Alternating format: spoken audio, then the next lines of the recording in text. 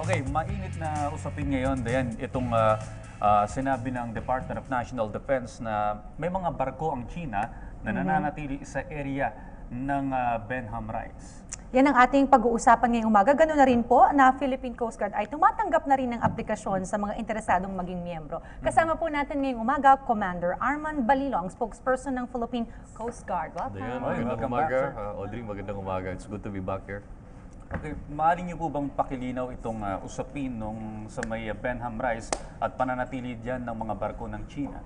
Well, narinig ko rin yung mga sinabi ni Secretary Lorenzana. And of course, tatanungin niyo ako kung it causes alarm.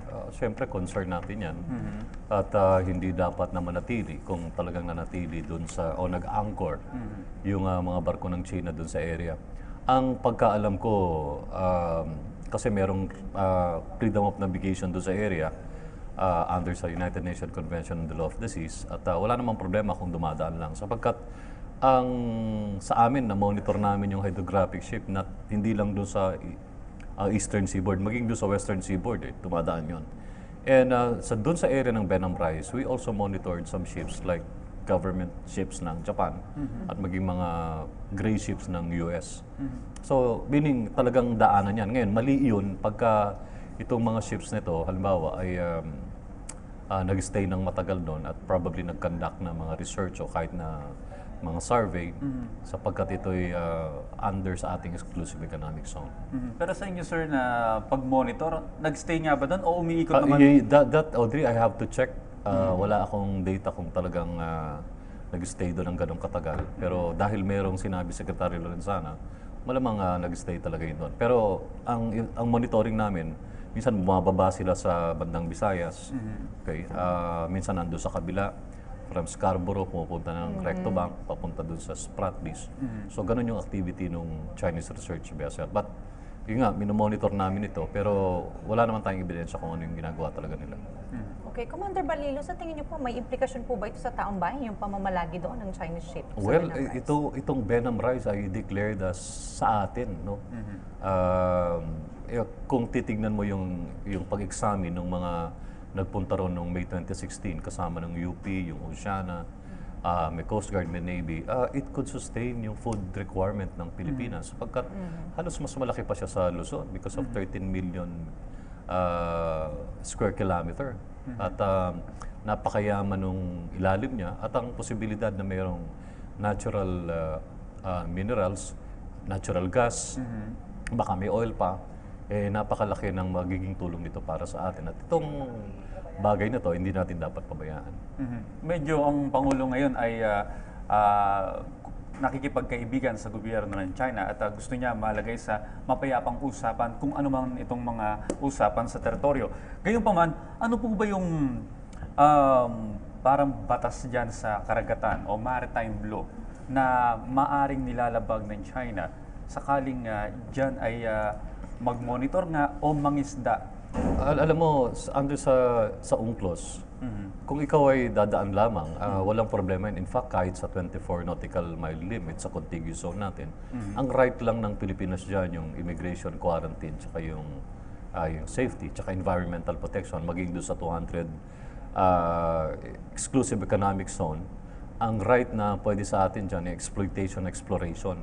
Pero actually, lahat ng barko o lahat ng mga sasakyang pangdagat ay pwedeng dumaan dyan. Huwag mo lang di-disturb yung peace and security nung host state o nung coastal state at saka huwag ka lang magpo-pollute sa dagat. So, gano'n naman tumatakbo yan.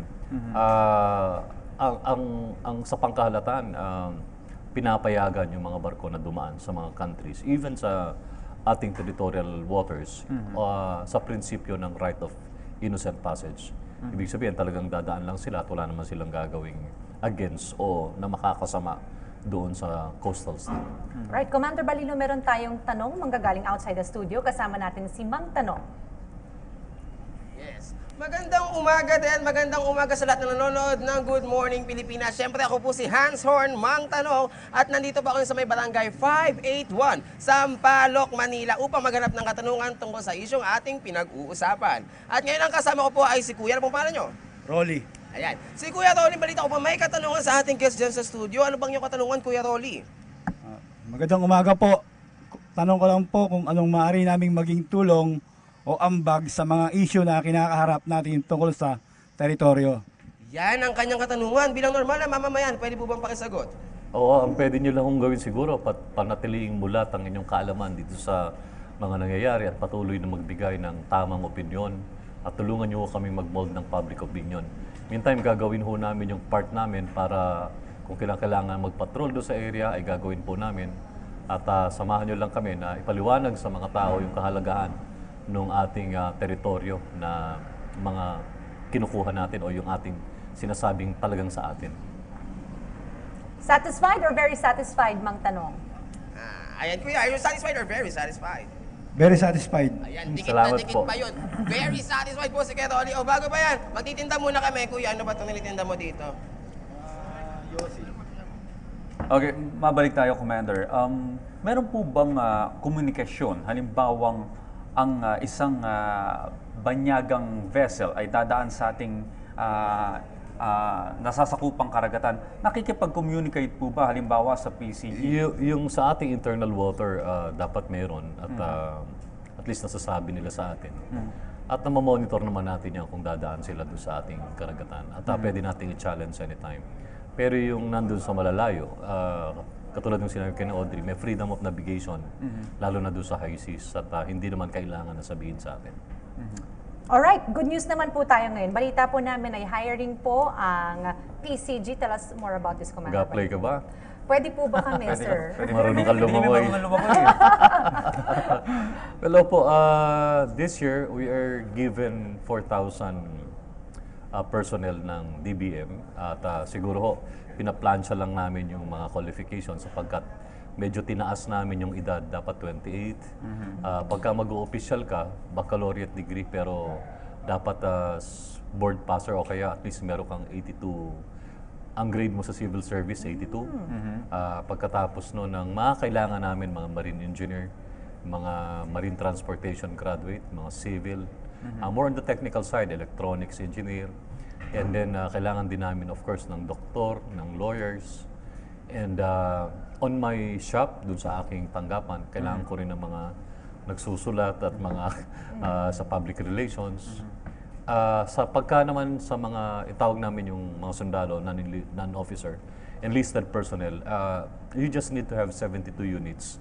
At mas maganda kung may mga test na related skills ka like mekaniko, refrigeration, electrical. Yun yung mga bagay na hinanap namin. Yan, nakita niyo naman sa video, ang trabaho po ng Coast Guard, meron kaming mga piloto, meron kaming involved sa K9, meron kaming mga chopper pilots. Of course, ang kailangan namin ang dabal sa barko. Meron din kaming mga chemists na mga kailangan, biologists para sa aming marine environmental protection. Commander, maaaring nyo bang banggitin kung saan pwede makipag-ugnayan at para makita rin yung mga job vacancies na mga binanggit ninyo? Actually, sa www.coastguard.gov.ph, yung website po namin, and yung Facebook, Tanod Baybayin ng Pilipinas, nandun po yung mga qualifications. Saka mga announcement, i-announce namin kung kailan formally mag-open. Probably by first week of April. Ayan, apply na kayo sa PCG. Thank you very much, Commander Arman. Thank you, Balino, Diane. Thank you, spokesperson Audrey. ng Philippine Coast Guard.